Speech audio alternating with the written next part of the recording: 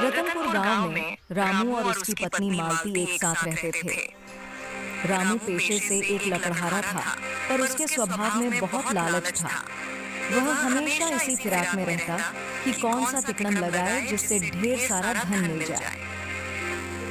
एक दिन रामू जंगल में लकड़ियां काटने के लिए निकला। थोड़ी दूर चलने पर उसे अपने पड़ोसी भोला से सामना हुआ, जो बकरियों के झुंड के साथ लौट रहा था। अरे भोला, इतनी सुबह सुबह कहाँ से आ रहे हो भाई? कहाँ कहाँ? और ये तुम्हारे साथ बकरियाँ? ये किसकी बकरियाँ हैं? क्यों? अरे क्या बात कर रहे हो भैया रामू? अरे ये बकरियां मेरे साथ हैं तो और किसकी होंगी? मेरी ही होंगी ना। अरे वाह वाह वाह वाह, क्या बात है, गजब तरक्की कर रहे हो भाई। क्यों, कोई लॉटरी वॉटरी लग गई है क्या? अरे भैया रामू, कोई लॉटरी वॉटरी नहीं लगी है। अरे ये बकरियां तो मुझे ससुराल वालों ने दहेज में दी हैं। और क्या? क्या क्या बात कर रहे हो भाई? तुम्हें ये बकरियां ससुराल वालों ने दहेज में दी हैं? हाँ भाई, ये मुझे दहेज में मिली है। अरे तुम काहे इतना झटका रहे हो? दहेज का नाम सुन रामू के मन में भी लालच आ जाता है और वह अपनी कुल्हाड़ी लिए वापस घर आता है। मालती, सुना तुमने? अरे भोला को ससुराल वालों ने दहेज में बकरियां दी हैं। मुझे लगता है कि तुम्हें भी अपने मायके से कुछ मांगना चाहिए। अरे आखिर कब तक हम ऐसे ही जंगल में लकड़ियां काटते रहेंगे? अरे दो चार बकरियां अगर हमें भी मिल जाए तो उसके दूध से हम भी अपना व्यापार शुरू कर सकते हैं। बोलो। नहीं जी, हम ऐसा नहीं करेंगे। उनकी स्थिति भी कुछ हमसे ज्यादा अच्छी नहीं है। वे पहले ही कमी में है। उनके पास हमें देने के लिए है ही क्या जो हम उनसे मांगे? अरे उनकी स्थिति खराब है तो हम क्या करें? वैसे भी उन लोगों ने हमें दिया ही क्या, जवाब दे देंगे। तो ठीक है जी, अगर आपको लगता है कि वो हमें दे सकते हैं तो जैसा आपको ठीक लगे। रामू अपनी योजना के तहत अगले ही दिन अपने ससुराल पहुंच जाता है। उसकी मन में लालच और बड़ी उम्मीदें होती हैं। बाबूजी, हम चाहते हैं कि बकरियों के दूध का व्यापार शुरू करें। क्या है ना कि बकरियों के दूध का दाम शहर में बहुत अच्छा मिलता है। अगर आप कुछ बकरियां खरीद कर हमें दे देते तो हमारी बहुत मदद हो जाती। रामू की बातें सुनकर लल्लू परेशान हो जाता है और एक गहरी सांस लेते हुए रामू से बोलता है, बेटा, मैं भी चाहता हूँ कि तुम जरूर कोई अच्छा सा व्यापार करो, लेकिन बेटा मेरी भी स्थिति तुमसे कुछ छुपी नहीं है। बेटा, मेरी सामर्थ्य उतनी नहीं है कि मैं तुम्हें बकरियां खरीद कर दे सकूं। मेरे पास कुछ देने को है तो वो एक गधा है और वो भी बूढ़ा हो चुका है। अगर उससे तुम्हारी कुछ मदद हो जाए तो उसे ले जाओ बेटा। गधा? ये गधा मेरे किस काम का? अरे बाबूजी, मैं आपके यहाँ बकरियां लेने के लिए आया था, पर आपने तो हमें गधा पकड़ा दिया। खैर कोई बात नहीं, जो दे रहे हैं वो तो दीजिए। जब आपने गधा दे ही दिया है तो ले जाता हूँ इसे। रामू गधे को लेकर घर लौट आता है। उसे बकरियों की उम्मीद थी, पर अब उसके पास एक बूढ़ा गधा होता है। हाँ देखो, लाया तुम्हारे मायके की प्रसादी। गया था बड़ा बकरियां लेने, गधा लेके लौट रहा हूँ। देखो ये रहा। चलो, जो मिला ठीक है जी। कम से कम मेरे पिताजी ने आपकी लाश तो रखी। हम चाहे तो इस गधे से ही अपने काम को बढ़ा सकते हैं। यह गधा आपकी लकड़ियों को ढोने में आपकी मदद करेगा। हाँ मालती, ये तुमने ठीक कहा। ये बात तो मैंने सोची ही नहीं। अगले दिन रामू गधे को लेकर लकड़ियां काटने जंगल जाता है। कहाँ है रामू भैया? क्या बात है, क्या बात है, शाबाश शाबाश। अरे तुमने तो कमाल कर दिया भाई। अरे गांव में आज तक दहेज में किसी को गधा नहीं मिला।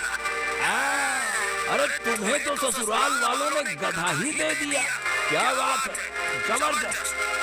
अरे नहीं परशुराम, ऐसी बात नहीं है। मैंने उनसे कुछ मांगा ही नहीं, बस उन्होंने देखा कि ये मेरे काम आ सकता है तो दे दिया। उसमें दहेज की बात कहाँ से आ गई? अच्छा, क्या बात है भाई। और एक हमारे ससुराल वाले हैं, अरे दहेज में एक बिल्ली भी नहीं दिया।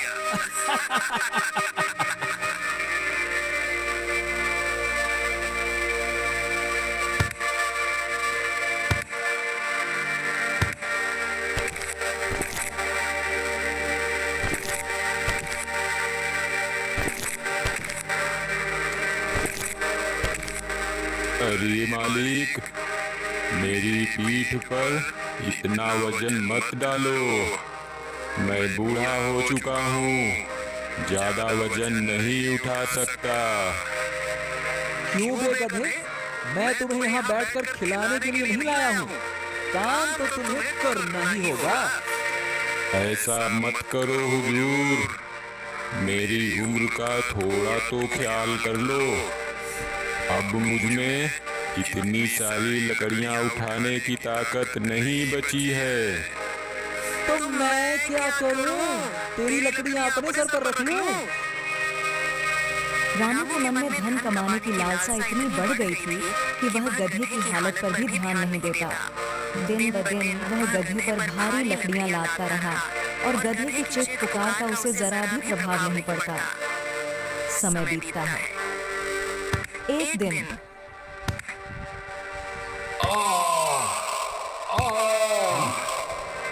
रुको, तुम इस पेड़ को नहीं काट सकते। हाँ? ये कैसी आवाज है? कौन है? कौन है भाई? मेरे सामने आओ।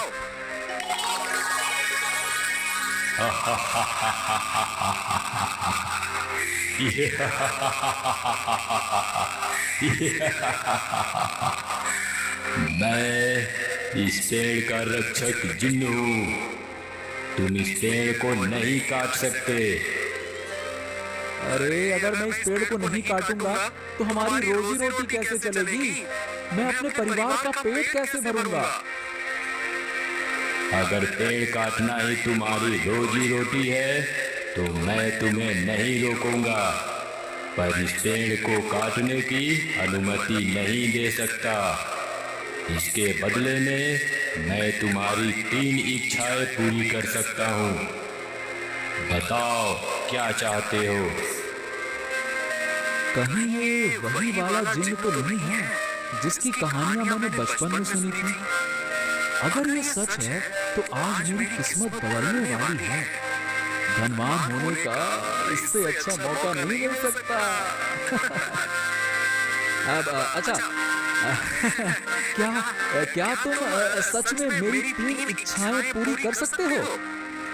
हाँ, बताओ, तुम अपनी पहली इच्छा बताओ। हाँ, तो मेरी पहली इच्छा ये है कि मेरा पूरा घर सोने में बदल जाए।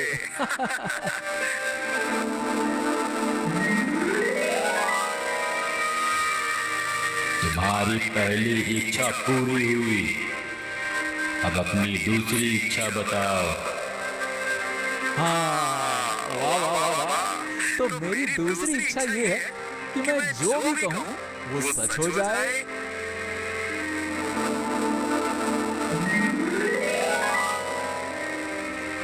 तुम्हारी ये इच्छा भी पूरी हुई, लेकिन ध्यान रहे, इसका प्रयोग केवल एक बार ही कर सकते हो। अब अपनी तीसरी और अंतिम इच्छा बताओ। हाँ, तो मेरी तीसरी इच्छा क्या मांगू? जिन्न, मुझे अभी तीसरी इच्छा के बारे में सोचने का समय चाहिए। मैं इसे बाद में मांगूंगा, ठीक है? जैसी तुम्हारी इच्छा। इतना बोल जिन्न गायब हो गया। अरे वाह भाई वाह भाई वाह भाई वाह, आज तो मैं धनवान हो गया। वाह भाई वाह भाई वाह भाई वाह, आज तो मैं धनवान हो गया। कुबेर की तो कुंजी ही मेरे हाथ में लग गई, सोने का घर। जल्दी चल के घर देखता हूँ। अरे वाह वाह वाह वाह वाह वाह वाह, अरे ये तो सचमुच मेरा घर सोने में बदल गया। मजा आ गया। अब जल्दी से घर के अंदर चलकर मालती को देखता हूँ, वो खुशी से पागल हो रही होगी। रामू जैसे ही घर के अंदर जाता है, वह देखता है कि घर का सारा सामान सोने में बदल चुका होता है और उसकी पत्नी भी सोने की मूर्ति में बदली हुई मिलती है। हाँ? अरे मालती, ये तुम्हें क्या हो गया? अरे तुम भी सोने की हो गए। हे भगवान, ये मैंने क्या कर दिया? ये मुझसे इतना भारी पाप कैसे हो गया? ये सब देखने से पहले मैं अंधा क्यों नहीं हो गया प्रभु?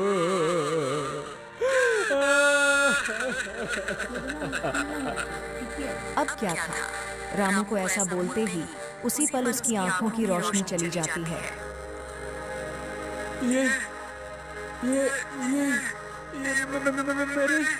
मेरी आंखों में कुछ दिखाई क्यों नहीं दे रहा?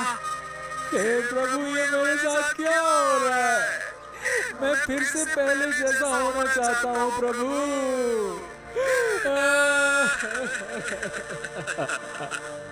नहीं मालिक, अब तुम पहले जैसे नहीं हो सकते, क्योंकि इच्छा पूर्ति वरदान का प्रयोग सिर्फ एक ही बार होगी और वो तुमने खो दिया है।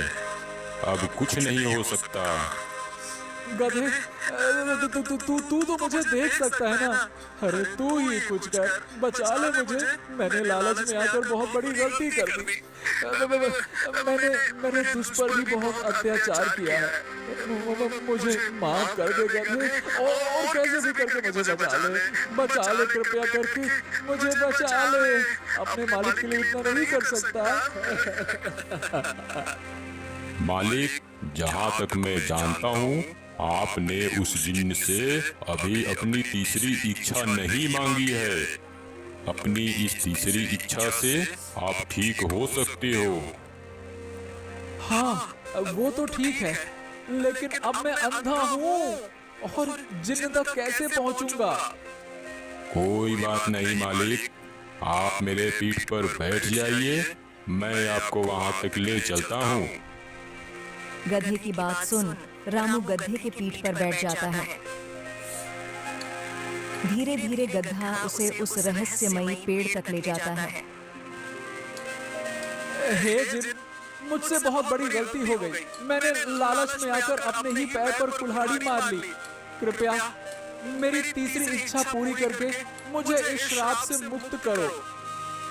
रामू, देख लिया अपने लोभ का परिणाम। ज्यादा लालच में तुमने अपनी तीनों इच्छाएं खो दी।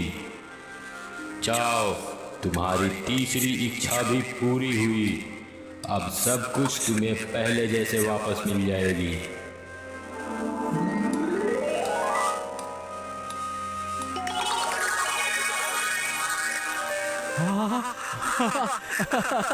अरे मुझे सब दिखाई दे रहा है।